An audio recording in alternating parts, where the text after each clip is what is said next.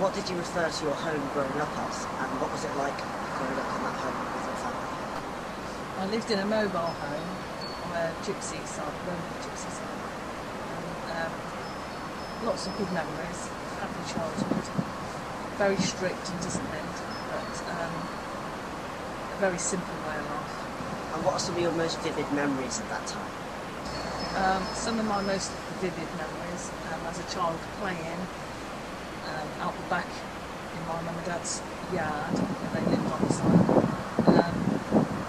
My dad was a tarmacker, and he used to play on his trailer with his tarmacking equipment. He used to turn it into a pirate ship. Me and my brother and sister used to turn it into a pirate ship with pirates in it. What were some of the challenges and joys of that lifestyle? Some of the challenges were it was very disciplined, very strict upbringing. We weren't allowed to mix with other people, particularly outside the community, and even in the community as well. We had a fence around the mobile home where we lived, and we weren't allowed outside that gate. On rare occasions we could have a little friend from the gypsies who could come in and play with us, but most of the time we weren't allowed to mix with other people, only at school. And how did the wider community react when they knew about your background? And we kept it a secret when we were younger, we didn't tell people. But because we went to a private school, we kind of stood out a little bit, particularly turning up to school in Dad's tarmacking truck. When the other children's parents were turning up in Mercedes and Bentleys and posh cars, we looked very different, and sometimes when children did find out where we came from, we were picked on. I mean, we went to a private school, and because they wanted us to be educated more, they didn't want us to struggle the way they struggled in life, particularly my dad, because he struggled reading and writing. He didn't go to school very much, so we wanted to have a better life for us, so we worked hard, knocking on people's doors, getting work, so that they could pay for us to education. We were sent to Catholic schools because my mum thought they would be a lot stricter on us, because she was very strict and very disciplined. She used a stick to hit us with if we were naughty. We actually were threatened with a stick, but we had a choice of which stick she could use. We could have a thick stick with like knobbly bits of wood coming out of it, or we could have a horsewhip. So I used to choose the thicker stick because a horsewhip would sting more.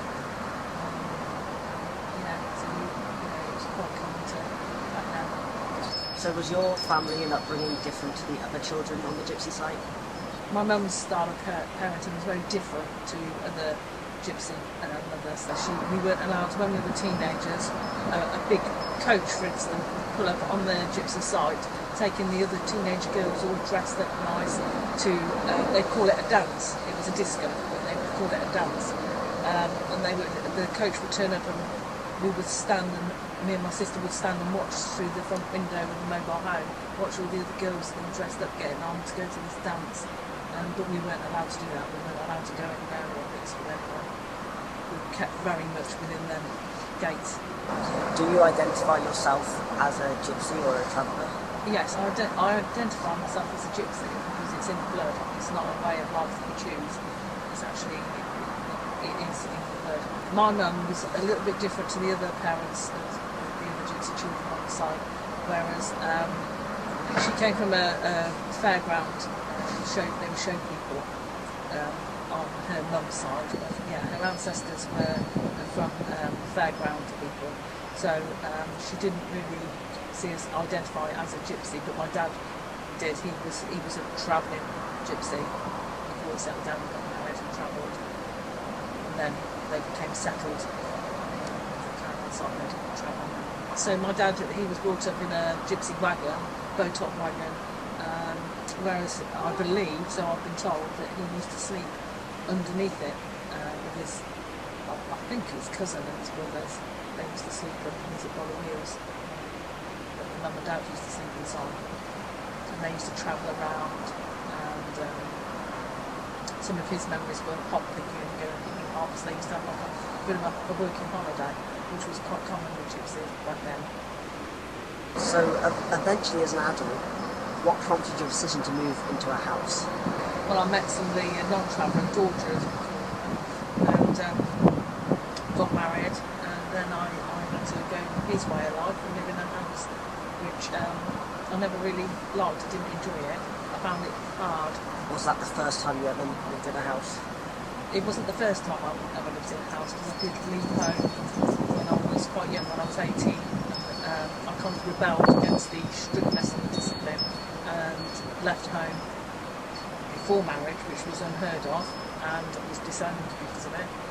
And I lived in a bedsit, which didn't last very long. I didn't end up going back home. A couple of times I did that. Ended up going back home until I did eventually get married, and was able to move out happily without being disowned. How did you feel when you first moved into a house? Was it a difficult adjustment? Yeah, when I first moved into the house, it was quite difficult. Having stairs as well. I actually fell down the stairs and dislocated my shoulder because I wasn't used to stairs. Did you never go out? Did you not have stairs at school?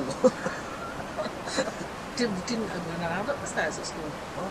No, the nuns wouldn't let you allowed up. They wouldn't let you up the stairs at school. That's out of bounds. What are the major differences between life on a site and life in a house in terms of like community? It's a lot more relaxed on the site, living in a mobile home or a caravan. It's more relaxed way of life. They tend to have their own rules. Nobody complains to each other about anything. Make noise, play music loud, stuff like that. No one worried about it. It was very, very relaxed, easygoing community. Living in a housing estate was totally different. You were aware that you'd be reported if you were too loud, or you have people knocking on your door complaining about your children and stuff like that. Whereas you didn't get any of that in the Gypsy Site. So how long were you married for, living in a house for, before you eventually moved into your house? I was married and living in the house for 30 years. And then when we decided to separate, I did think about moving into a flat or house. I didn't want to go back to living in a caravan or a mobile home, but I felt like doing something different, but going back to that more sort of compact way of living and more relaxed, easy way of living. So then I bought a little plot of land on the canal, and first bought that in the April, and then in September I found the perfect boat for me. Look back, it was perfect. Do you see any parallels between living on a boat in the earlier years, living on the Gypsy site? It's a very similar way of life, but it's a more compact way of living. There's less space, less to clean, which is wonderful. A lot of outdoor life. I spend a lot of time outdoors. Very active way of living as well. So there's lots to do. Do you have more room here than you did in the mobile home? I have less room within the mobile home. This is more like a caravan on water, or a trailer as we would call it. So I've had to get rid of a lot of stuff that I had in the house. More minimalistic. For instance, like the bed sleeping area is very, very small, which I was used to anyway because we had to share a bed in the mobile home. My brother had his own bedroom till he left it. I had to share with my sister, which was fine when we were very young, but as we got into teenage years, we were still sleeping in the same bed. There was one end, me the other, and it was an easy way. Do you enjoy living on the boat? I love living on my boat. It's just peaceful, relaxing. I like everything about it, and I like the fact that it's off grid, where I haven't got running water, mains water. I have to go and collect my water, and also like gas, electricity. I don't have electric bills. It's a much cheaper way of living. I chose to pay council tax. I don't have to. But I chose to pay council tax so that I could have rubbish bins and also to have a postal address. That's where I live. How does this lifestyle fulfil or challenge you, both emotionally and physically? Emotionally, it's much better it's not challenging emotionally. It's just a lovely way of life, and I'm much happier living this way. Winter can be a bit challenging. It's a little bit more expensive in the winter because fuel is quite expensive. Can you tell us what your daily routine looks like now? My routine is I wake up, first I feed the dog, I've got a little dog, and then I go outside, start my engine up to charge the batteries up for an hour, which I do at night time as well. And then I come back in, I fill the kettle up, which is on the gas. It's a whistle kettle on the gas, which is lovely. Or in the winter, to save on gas, if I've got the fire lit, I'll stand it on the block burner and boil the kettle slowly on the block burner, which is lovely too. And then I'll make a cup of tea, I'll go and sit outside. Even in the winter, I'll be sitting outside wrapped up warm because it's just so nice and peaceful. Go feed the animals, guinea pigs. Get on with my day doing things. After going out to the toilet for sex, fill up with water, and just do maintenance, maintain the morning. What does home mean to you, and has that definition changed over the years? Are there any places or experiences you still wish to explore? I'd like to cruise more on the boat. I'd like to go out.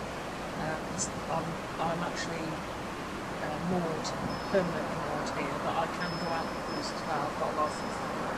So that's something I really want to do, which I'm hoping to do in the next couple of weeks, to go and stay away somewhere nowhere, it's just countryside, on my own for a couple of months. It's like going on holiday in your home. You haven't got a holiday, you just go anywhere. You're not planning on living in an igloo or anything like home? No, I'm not planning on living anywhere else. I love this my life. I hope I'll be able to do it until I'm very old. Is there anything else about your journey you'd like to share? Or what messages do you hope people take away from your story? If there's something you really want to do, don't be put off by others telling you, oh, you won't be able to cope with that, you won't be able to do that. Life's too short, we might not be here tomorrow. So don't be negative about it. Be positive and go for it and have a go and do it. Because what can go wrong? You never know. You might fall in the canal tomorrow. Darling. Yeah.